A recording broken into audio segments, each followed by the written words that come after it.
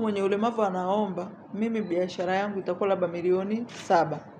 Anaambiwa wewe chukua 2 saini hapa, utake usitake. No, serikali haiendi hivyo. Mtu amekuja na wazo lake, ana biashara yake. Nataka kiasi fulani. Naomba nitoe, mimi huwa sipendi kutoa maelekezo, natoa ushauri. Kwa watendaji wetu wa serikali wanaosimamia mikopo ya mapato ya ndani ya halmashauri nchi nzima. Hususan kwa kundi letu la watu wenye ulemavu. Mtu mwenye ulemavu ameomba. Naomba mimi nataka biashara yangu ya bajaji. Nimeulizia dukani pamoja na bima na kila kitu, nimeambiwa kiasi kadhaa.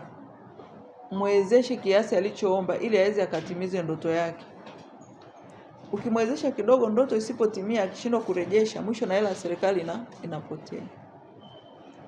Kwa hiyo niwaombe nchi nzima kuangalia mradi mtu mwenye ulemavu aliyolete na apewe fedha ambayo itamwezesha yenye tija ili abadilishe maisha yake. Nimefurahi kuona watu wenye ulemavu hapa Moshi vijijini kupitia shughuli hizo wamebadilisha maisha yao kwa kiasi kikubwa. Hilo ndio tabasamu na faraja ambayo Mheshimiwa Rais anataka aone kwenye nyuso za Watanzania, hususan wenzangu watu wenye ulemavu. Sisi watu wenye ulemavu tunao uwezo wa kufanya kazi mkubwa tu, tusijisikie unyonge. Nikaona kwamba mimi basi bwana, nikishaendesha kibajaji changu nimeshajitosha, imeisha. Wewe pambana na maisha mpaka watu waseme mtu mwenye ulemavu ndio amekuwa kioo hapa kwenye eneo letu.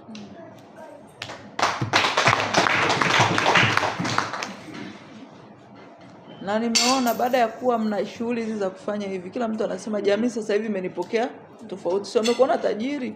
Na mimi nasema watu wenye ulemavu mna uwezo wa kuwa matajiri wakubwa. Niliomba milioni 10.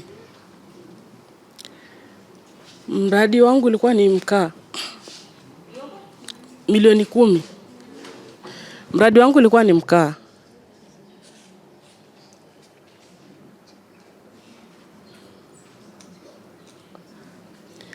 Lakini katika milioni 10 iliyoomba, tumefanya utaratibu zote tukamaliza. Siku ya kuja kupewa mkopo, tukapewa vikaratasi kama hivi, kama hivi. Unaambiwa saini hapa. Mahali palipo unapoambiwa saini ni milioni 2. Sasa yule anayekuambia saini unamuuliza mbona mimi sijaomba milioni 2? Akaniambia kama hutaki acha. Nikamwambia lakini sasa mimi hii sijaomba, mimi niomba milioni 10. Nikamwambia kama hutaki acha. Nilifanya mchakato huu wa kuomba maombi ya kuomba kwa ajili ya maendeleo.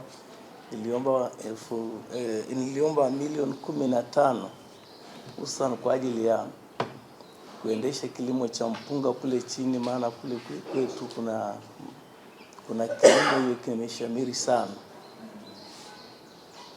Lakini baadaye tukashauriana na afisa maendeleo ya jamii, akaniambia omba kwanza kiasi kidogo. Nikaomba milioni 7.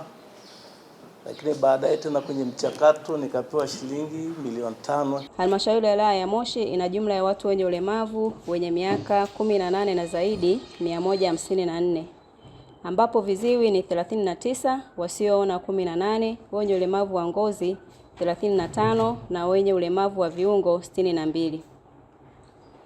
Usajili wa vikundi na utoaji wa mikopo ya 10% ya mapato ya ndani ya halmashauri. Halmashauri ya wilaya ya Moshi imeweza kusajili jumla ya vikundi vipatavyo 462 kupitia mfumo wa wezesha toka mikopo iliporejeshwa mwaka 2024 hadi Februari 2026. Kati ya hivyo vikundi watu wenye ulemavu ni 44. Utoaji wa mikopo.